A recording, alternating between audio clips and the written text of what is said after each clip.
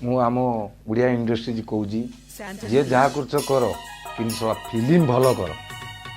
ଏବେକା ଇଣ୍ଡଷ୍ଟ୍ରି ଯେ ଆମ ଓଡ଼ିଆ ଇଣ୍ଡଷ୍ଟ୍ରି ଏବେକା ଚାଲିଛି ସେଇମାନଙ୍କୁ ଏଇ ଜିନିଷଟା କହୁଛି ସଳା ଭଲ ଫିଲ୍ମ କର।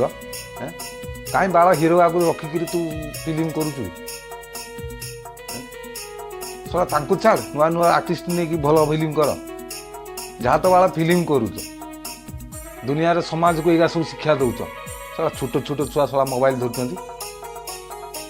କାହିଁକି ବାଳ ଏ ଫିଲ୍ମ କରୁଛ ସବୁ କରିକି? ଇଏ ତା ଗାଁରେ ଢୁକିଲା, ସିଏ ତା ଗାଁରେ ଢୁକିଲା, ଇଏ କଲା। ସଳା ଆଗରୁ ତ ଜଣା ପଡ଼ୁନଥିଲା ଉତ୍ତମ ମହାନ୍ତି, ବିଜୟ ମହାନ୍ତି, ଶ୍ରୀରାମ ପଣ୍ଡା ଏମାନେ ସବୁ ଫିଲ୍ମ କରୁଥିଲେ, ତାଙ୍କର କଥା ତ ସଳା ବାହାରୁ ନଥିଲା। ଏ ହିରୋ କହୁଛି ସେ ହିରୋଇନ ନହେଲେ ମୁଁ ଫିଲ୍ମ କରିବି ନା, ସେ ଭିଲିଆନ୍ କହୁଛି ମୁଁ ସେ ହିରୋଇନ କି ନହେଲେ ଫିଲ୍ମ କରିବି ନା। ମୁଁ ତ ବାଳର ମୁଣ୍ଡି ଆଉ। ଓଡ଼ିଶାକୁ ଦ୍ୱିତୀୟ ନାମ କ'ଣ କୁହାଯାଏ? କଳିଙ୍ଗ। ଆଜି ସଳା ଓଡ଼ିଶାକୁ ଦୁଇ ଭାଗ କରିବ, ବାଳ କରିବ ସଳା। ଫିଲ୍ମ ଭଲ କର, ନହେଲେ ଆମର ଢୋ। ଆମେ ଓଡ଼ିଆ ଫିଲ୍ମ ଦେଖୁନା ହେଲାଣି 14-15 ବର୍ଷ, ଆମେ ଓଡ଼ିଆ ଫିଲ୍ମ ଏପର୍ଯ୍ୟନ୍ତ ଦେଖିନୁ ହେଲା। ସଳା ଓଡ଼ିଶାକୁ ସଳା ବଦନାମ କରିସାରିଲାଣି ସଳା। ଶୁଣି ରଖ, ଅତି ଶୀଘ୍ର ସୋସିଆଲ ମିଡ଼ିଆରେ ଯେଉଁ ଆମ ଓଡ଼ିଆ ଫିଲ୍ମର ଇଣ୍ଡଷ୍ଟ୍ରିରେ ଯାହା ତ୍ରୁଟି ଅଛି ଅତି ଶୀଘ୍ର ନେକ୍ସଟ ସଣ୍ଡେକୁ କ୍ଲିଅର କର। ନହେଲେ ଟୋଟାଲ ଫିଲ୍ମ ଆମର ଓଡ଼ିଶାରେ ଯେଉଁ କୌଣସି ହଲ୍ରେ ପଡ଼ୁଛି, ଯେଉଁ ପ୍ରଡକ୍ସନରେ ପଡ଼ୁଛି, ସବୁ ଫିଲ୍ମ ଆମେ ବ୍ଲେମ୍ କରିବୁ।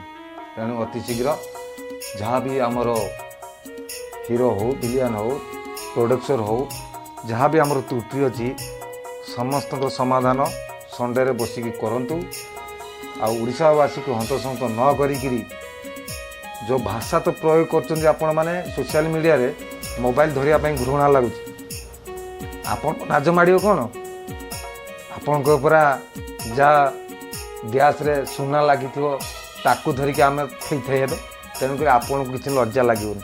ତେଣୁକରି ଅତି ଶୀଘ୍ର ଆପଣମାନେ ଏ ସୋସିଆଲ ମିଡ଼ିଆରେ ଯାହା ବି ଚାଲିଛି, ନ୍ୟୁଜ୍ ଭାଇ ହେଉ, ଫିଲ୍ମ ଇଣ୍ଡଷ୍ଟ୍ରିଜ୍ ହେଉ, ଆଲବମ୍ ଇଣ୍ଡଷ୍ଟ୍ରିଜ୍ ହେଉ, ଯାତ୍ରାବାଲା ତ ଆସିନାହାନ୍ତି ଆମ ଗଣକୁ। ତେଣୁକରି ସେମାନଙ୍କ ଆମର ମୁଣ୍ଡ ଛୁଆଁ ଜୁହାର। ତେଣୁକରି ଆମ ଫିଲ୍ମ ଇଣ୍ଡଷ୍ଟ୍ରିରେ ଯାହା ବି ଚାଲିଛି ବର୍ତ୍ତମାନ ସାରି ତାକୁ ପୁରା କ୍ଲୋଜ୍ କରନ୍ତୁ। ଆଉ ଯେଉଁ ଆପଣମାନେ ବାଳ ଆମ ଓଡ଼ିଶା ରାଜ୍ୟ କଳିଙ୍ଗ ତାକୁ ଯଦି ବିଭାଗ କରିବା ପାଇଁ ଆପଣ ଚେଷ୍ଟା କରୁଛନ୍ତି, ଆପଣ ଜାଣିଥିବେ ଆଉ ପବ୍ଲିକ୍ ଉଠିଲା ପରେ କ'ଣ ହେବ। ରହୁଛି, ଜୟ ଜଗନ୍ନାଥ।